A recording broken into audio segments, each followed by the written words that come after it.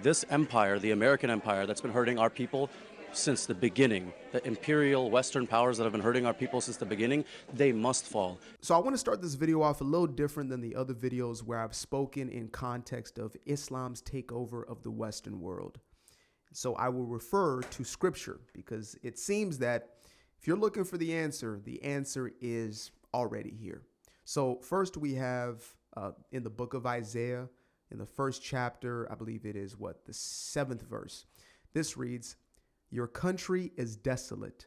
Your cities are burnt with fire. Strangers or foreigners devour your land in your presence, and it is desolate, as overthrown by these strangers and or foreigners. So the daughter of Zion is left as a booth in a vineyard, as a hut in a garden of cucumbers, as a besieged city." Now, I'll get back to the context of that after reading out this second verse, but I'm sure that y'all already catching on to what we're getting to. Next, we got Deuteronomy in the 28th chapter, verse, I believe it is 43, should be 43. "The alien," interesting choice of words there, or translated to foreigner, "who is among you shall rise higher and higher above you, and you shall come down lower and lower. He shall lend to you, but you shall not lend to him. He shall be the head, and you shall be the tail. Moreover, all these curses shall fall upon you and pursue and take over you until you are destroyed, because you did not obey the voice of the Lord your God to keep his commandment and his statutes which he commanded to you." Now, is it not interesting how God making his way out of the Western world that was once the most blessed by anybody's account, even to this point, there are still the remnants of the blessings that, come from old. As soon as God is out the conversation, all of a sudden you have this opening to literal foreigners who are coming in to destroy, to conquer, to take over. Now, of course, we can say that's in reference of old things. That's thousands of years ago. That's not really relevant today.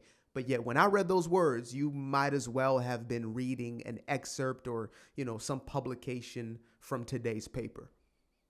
Where we are at right now is a place where God has been pushed to the side. God's long commandment has been made obsolete, and therefore foreign gods are making their way in. Foreigners, which means they are of strange things on strange lands that are unlike our own. They're not people of God as well. They worship to, different prophets of sort, idols and things of that nature. But these are people unlike yourselves that are going to come in and rule over you because you have forgotten. And this is a message for the entire West, including Israel, which ironically enough is the one that was in absolute reference right there by, both Isaiah as well as Moses. So I want to get into a video that I came across. This must have been a day or two ago. Quick little video, but I think it would do its job. Achieved the victory, we haven't done anywhere near enough. And the people here, I promise you, we do feel ashamed. We do feel like we're not doing enough. We do feel like change needs to come, because change must come. And in the form that it must come is that this empire, the American empire that's been hurting our people since the beginning, the imperial Western powers that have been hurting our people since the beginning, they must fall. And inshallah they will fall. And my message to the people of Gaza and the oppressed peoples across the world is that there are people here, both young and old, who are going to be willing to fight and are willing to put their lives and everything they can on the line to bring these empires down, because they must come down. So when you guys hear that right there, do you think to yourself that he is speaking hyperbolically, or that he is, do you believe that he is not literal in his words, that he's exaggerating? When you heard things like death to America, did you think to yourself that that was simply just a slogan, a phrase? They don't really mean it. Like the old Tucker, Taliban Carlson's. Well, see, death to America, does that really mean death to America? I mean, couldn't it just be, right? See, when I hear that, I'm the type of guy at this point in my life, I actually believe what that dude is saying. I believe when he says that they're willing to lose their lives because they have. I believe when he says that they need to destroy the American empire. And at one point, we used to view America as exactly that. This is an empire, right? It just so happens to be one that had the hand of God upon it when it submitted to God. But don't get it twisted. This is seen as an empire. And when you look to the Islamic world, they see this as the empire that is in direct opposition to their own God, a God who demands complete submission to a different law. Not only do they come from a different land, again, that's why I try to make this illusion of the stranger or the foreigner. It's not just that they're from a different place, right? Because there are those who are from different places that you are brothers and sisters with because you align in your submission to the true and living God. But there are those who will come in and they have a complete opposite. So your God says to forgive thine enemy. Their God says to destroy even thy friend if they do not submit to this. Your God says that you have the freedom to choose him. Their God says you have no choice. We will destroy you if you do not submit. The literal translation of the word Islam is submission.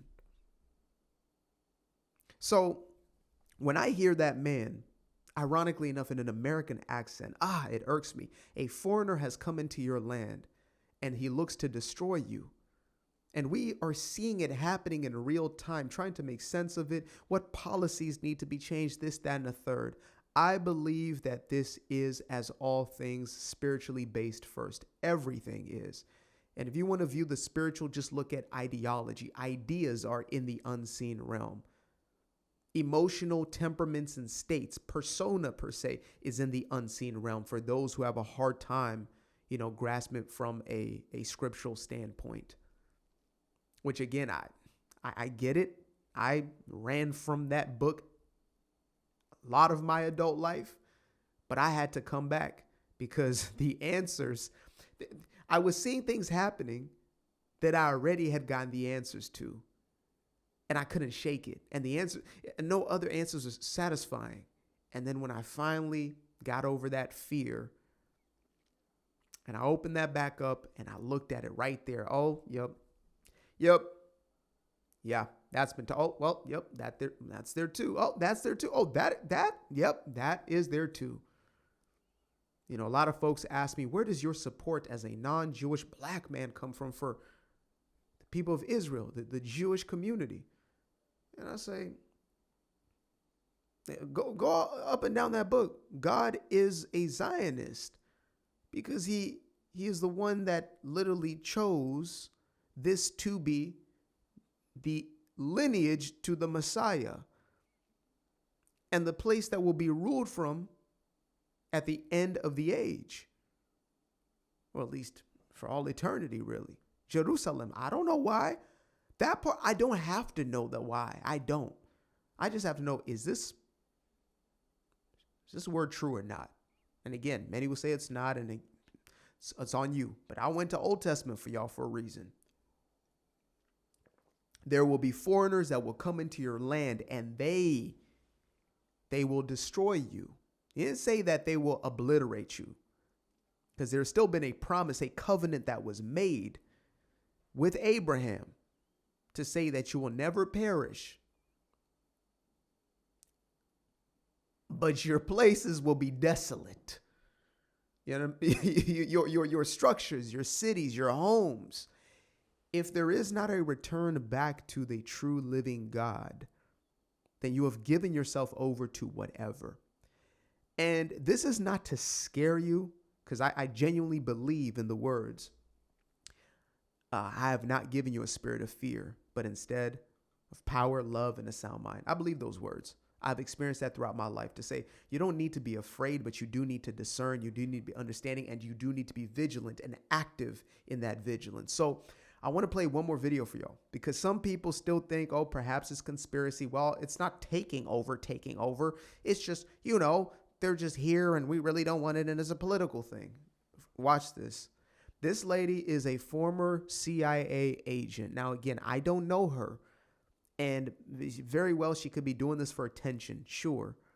But just let's go ahead and listen to this.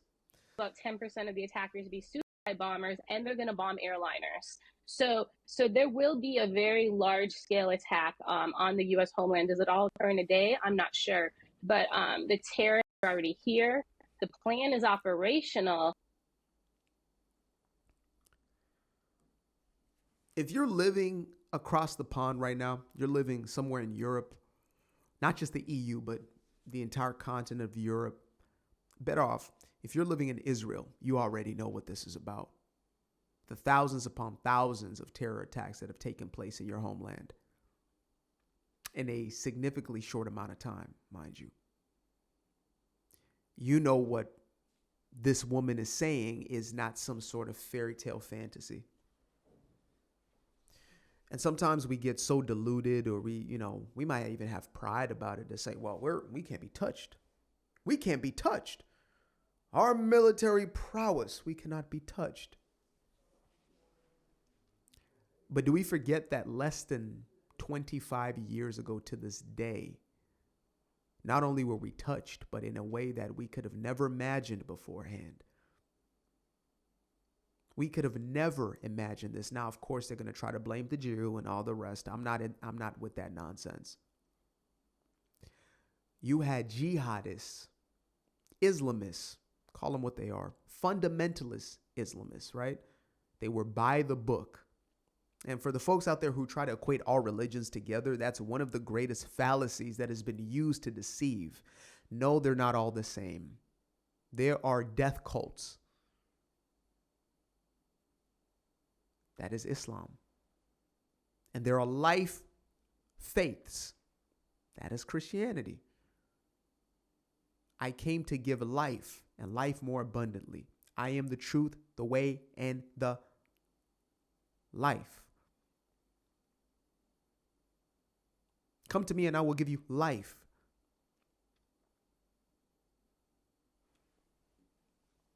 And then there's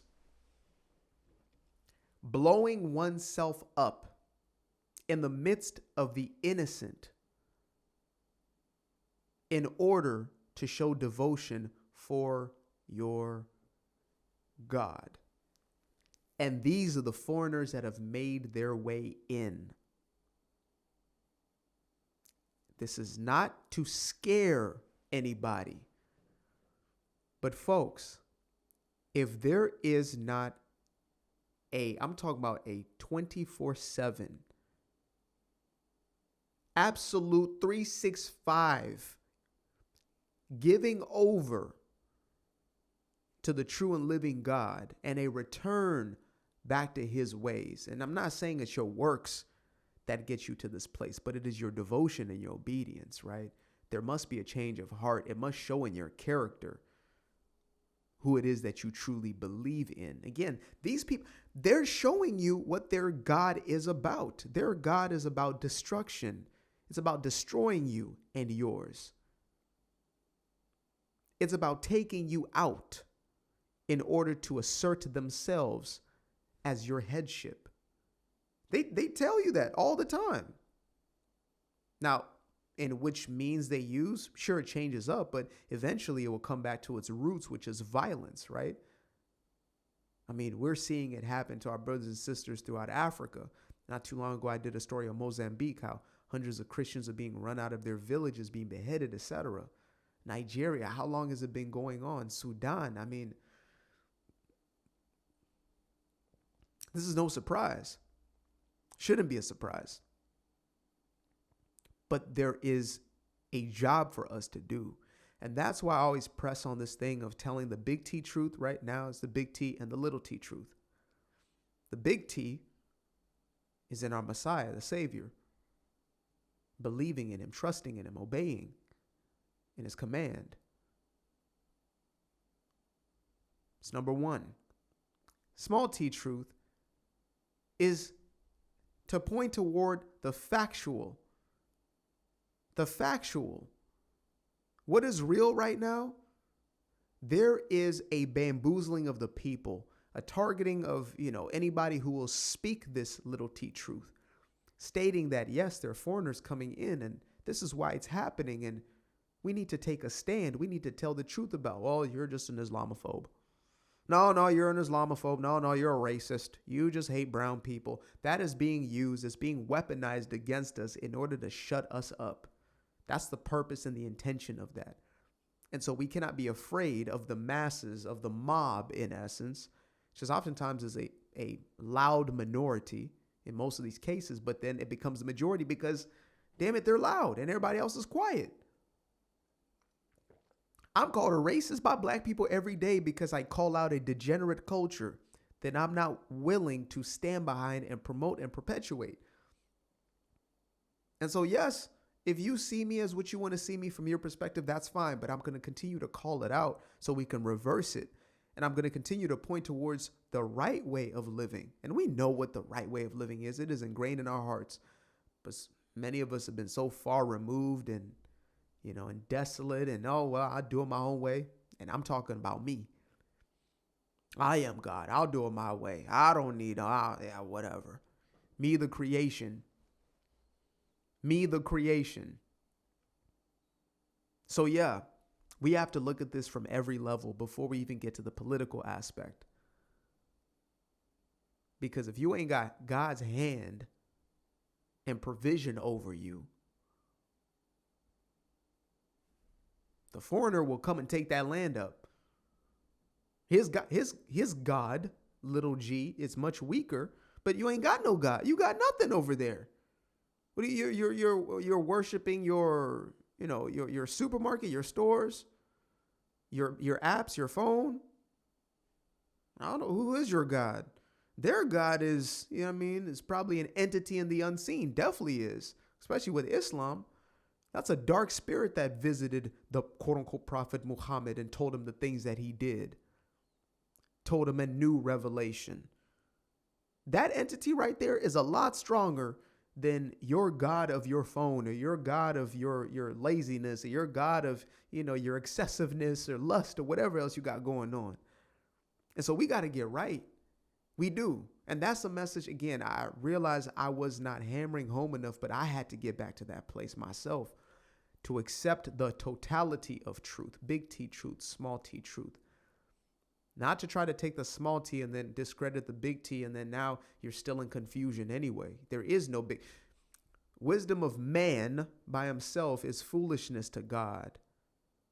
So when you tap into the wisdom of God, you are tapped into all wisdom, all knowing, all understanding.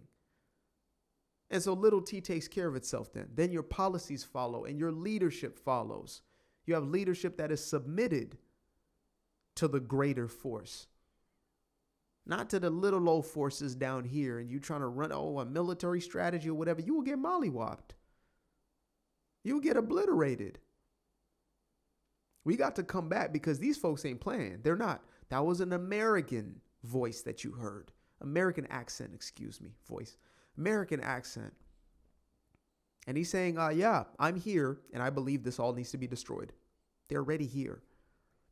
As the lady from the CIA said, they're here. They're already here. You know how many folks came back to prayer after September the 11th? And how many forgot after September the 12th? We can't let it be that anymore. We got to be steadfast in it.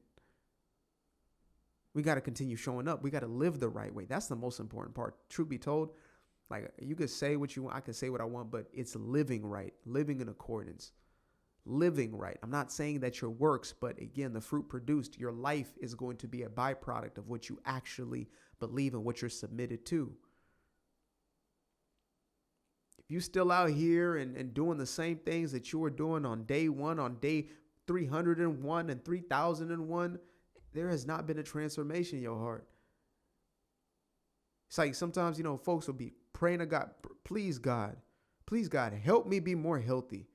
Please God, heal my immune system. And sometimes he'll say, stop eating the damn sugar. Well, he won't say damn. That's me. Excuse me. But he'll say, stop eating the sugar. Stop eating the sugar. What? Nah, that can't be God. Let me pray again. Dear God, please remove these, illnesses or whatever. Cut the sugar out. See, I don't know about that one. I don't know if I can do that one. I mean, you're pushing it. But maybe, what about which pills? Which pills should I take? Please help me get better insurance. Lord, help me get better. No, you need to cut out the sugar and fast a little bit. Let your body recover. Ooh, let the cellular regeneration take. Ooh, I don't know about no cellular nothing.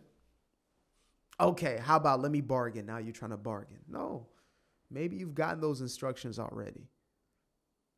We need to move different. Oh, Lord, please take away this lust from me. But you're not willing to get off the website. You're still scrolling through booty pics. Talking about remove the lust. You ain't trying to remove nothing.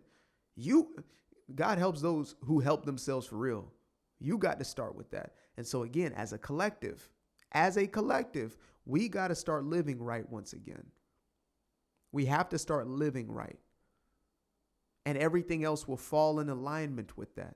And your enemies will not take you over. You will not be overcome by your foreigners. When you were submitted to the true and living God.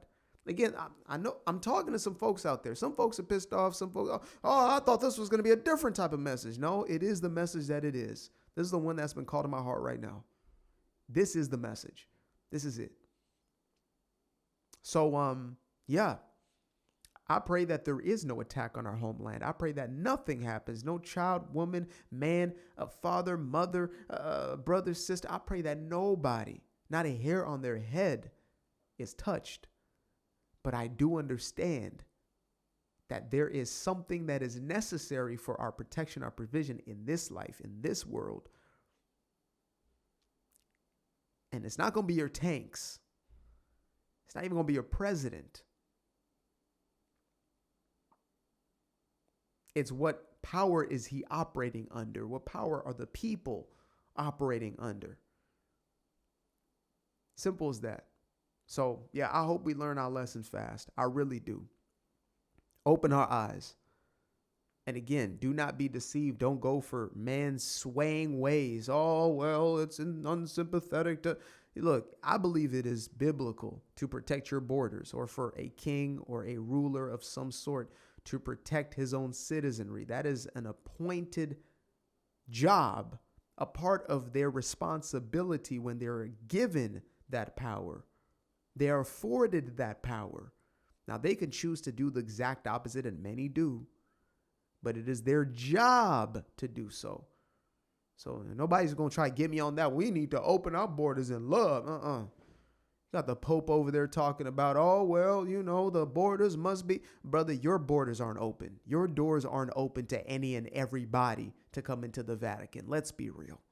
I'm not even trying to be disrespectful here. I'm just saying. Open your doors to every and anybody coming onto them boats and onto them ships and, making their way over into your nation and want to see you destroyed. Absolutely not. So yes, we got to take care of what we got to take care of in the physical, but we have to make sure that our foundation is in the spiritual. This empire, the American empire that's been hurting our people since the beginning, the imperial Western powers that have been hurting our people since the beginning, they must fall.